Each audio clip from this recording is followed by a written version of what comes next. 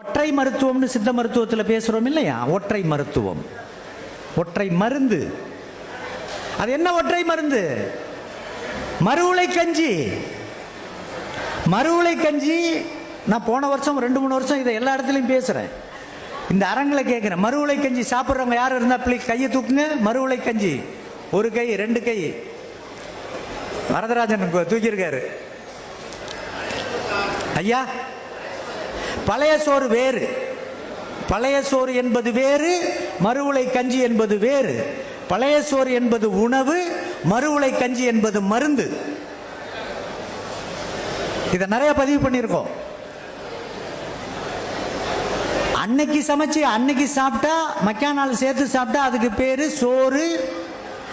அடுத்த நாள் சாப்பிட்டா பழைய சோறு. ஐயா சொன்னது அதை 30 நாள் இல்ல, 3 மாசம் இல்ல, 6 மாசம் வச்சிருந்து அந்த தண்ணியை மட்டும் குடிக்கிறதுக்கு பேரு மறுவுளை கஞ்சி. அது வந்த நோயை போக்கும், வரும் நோயை காக்கும், தடுக்கும். எதுலேருந்து? அரிசியிலேருந்து. அரிசியிலேருந்து கேட்டதின்படி மறுபடியும் இதை பதிவு பண்றோம். மறுவுளை கஞ்சிங்கிறது மருந்தா உடம்புல வேலை செய்யறது, கஞ்சிங்கிறது உணவா உடம்புக்கு தேவைப்படுறது. ரெண்டுக்கும் அடிப்படை ஆதாரம் அரிசி தான். அரிசினா அது வெள்ளையா இருக்கலாம், கருப்பா இருக்கலாம், சிகப்பா இருக்கலாம், பழுப்பா இருக்கலாம், மஞ்சளா இருக்கலாம், பச்சையா இருக்கலாம், நாவப்பழ கலர்னு சொல்லக்கூடிய இண்டிகோ கலர்ல இருக்கலாம். இதெல்லாம் மரபு அரிசி. எந்த அரிசி வேணாலும் எடுத்துக்கங்க. இப்ப முன்னாடி கஞ்சி வைக்கிறது உங்களுக்கு தெரியும், அதுவே சொல்லி தர வேண்டிய இடத்துல இருக்கும். கஞ்சி வச்சு அதை சூடா குடிச்சீங்கன்னா உணவா வேலை செய்யுது. பசி ஆத்திர தண்ணியில உடம்புக்கு தேவையான எல்லா ஊட்டச்சத்து உப்புச்சத்தும் கொடுக்குது. இது கஞ்சி. அதே வார அரிசிய, ஏதோ ஒரு அரிசிய உங்க வீட்டுல எவ்வளவு பேர் இருக்கீங்க, எத்தனை டம்ளர் தண்ணி தேவைப்படுங்கிறதுக்கு ஏற்ப 1/4 கிலோவோ 1/2 கிலோவோ 1 கிலோவோ போட்டு ஒரு மண் கலயத்துல அந்த அரிசியை போட்டு தண்ணியை ஊற்றி கஞ்சியை வச்சு இறக்கி வச்சிடணும். மேல ஒரு மண், அதுலயே மடக்கு மூடிங்கிறது இருக்கும். அது இருட்டுல இருக்கணும், வெளிச்சம் படக்கூடாது, உஷ்ணம் படக்கூடாது. இதை எடுத்து வச்சிட்டீங்கன்னா, இரவோ மதியமோ செஞ்சு வச்சீங்கன்னா அடுத்த நாள் காலையில எடுத்தீங்கன்னா அந்த மறுவுளை கஞ்சி தயாரா இருக்குன்னு அர்த்தம். அப்ப 2 விஷயத்த நீங்க கணக்கு வைக்கணும்.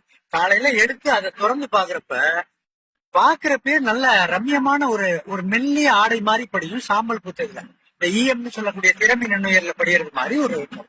அதை முகர்ந்து பாத்தீங்கன்னா நல்ல மனம் வீசணும், நறுமணமா இருக்கணும், மென்மையான மனம், நல்ல ஆர்வமா இருக்கணும், துர்நாற்றம் வீசக்கூடாது. அப்ப கண்ணால பாக்குறப்பயும் நல்லா இருக்கணும், வாசனையும் நல்லா இருந்துச்சுன்னா அதுக்கு பேரு தான் மறுவுளை கஞ்சி. இப்ப எப்படி சாப்பிடுறது? ஆளுக்கு ஒரு டம்ளர், 5 பேர் இருக்கும், 5 டம்ளர் அதுல இருக்கு. அந்த காலையில எந்திரிச்சோன்னா அதை 2யும் பார்த்துட்டு வடிகட்டுங்க. அந்த தண்ணியை 5 பேரும் குடிச்சிட்டீங்கன்னா அங்க தண்ணி குறைஞ்சு போயிடுது இல்லையா? மறுபடியும் அதே 5 டம்ளர் தண்ணியை அதுல ஊத்துங்க. அதை ஊத்தி என்ன பண்ணணும்னா, நேரடியா சூடு பண்ணக்கூடாது. ஒரு பாத்திரத்துல தண்ணி வச்சு வேற ஒரு பாத்திரத்துல தண்ணியை வச்சு அந்த தண்ணி சூடு வந்தோம்னா இந்த களையத்தை தூக்கி அது உள்ள வச்சு அந்த தண்ணி வெப்பத்துல இந்த பானை சூடு வரணும். கொதிக்க கூடாது, மென்மையான உஷ்ணம் வரணும். அந்த உஷ்ணம் வந்துருச்சுன்னா அதை எடுத்து வச்சு மூடிய போட்டீங்கன்னா அடுத்த நாள் காலையில ஆறி போயிருக்கும், அதை இருத்து குடிச்சுக்கலாம். இப்படி தினசரி செய்யலாம். 1 வாரமும் வச்சுக்கலாம், 1 மாசமும் வச்சுக்கலாம். அப்ப தினசரி நீங்க செய்ய வேண்டியது 2 விஷயம். கண்ணால பாக்கணும் நல்லா இருக்கான்னு, முகர்ந்து பாக்கணும், நறுமணம் வீசணும். இது 2 இருந்தா மறுவுளை கஞ்சி. அப்ப அரிசியை பொறுத்த வரைக்கும் அவிச்சு அந்த அரிசியை பாயில் பண்ணி செய்யக்கூடியதுல கஞ்சி ஒண்ணு பார்த்தோம், மறுவுளை கஞ்சி ஒண்ணு பார்த்தோம். கஞ்சி உணவா வேலை செய்யும், மறுவுளை கஞ்சி மருந்தா வேலை செய்யும். இது இல்லாம இன்னொன்னு இருக்கு. அரிசியை எடுங்க, அது கருங்குருவை, நம்மளுடைய அரிசி வச்சுக்கங்க. கருங்குருவையை எடுத்து நல்லா 1 கிலோவோ 2 கிலோவோ பெரிய மண்பானையில போட்டு நல்ல தண்ணியை ஊற்றி அவிக்க கூடாது.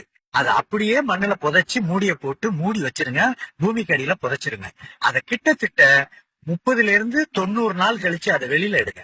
எடுத்து அந்த தண்ணிய சூடு பண்ணாம குடிங்க. அது பரம ஔஷதம், அனைத்து நோய்க்கும் மருந்து. அப்ப அரிசியிலேயே நிறைய மருந்து செய்யலாம். கூடுதலாவும் இப்ப நான் ஒண்ணு சொல்லியிருக்கேன், அரிசிதான் உடம்ப காக்கும், பசியாத்து நோயை வரும். நன்றி.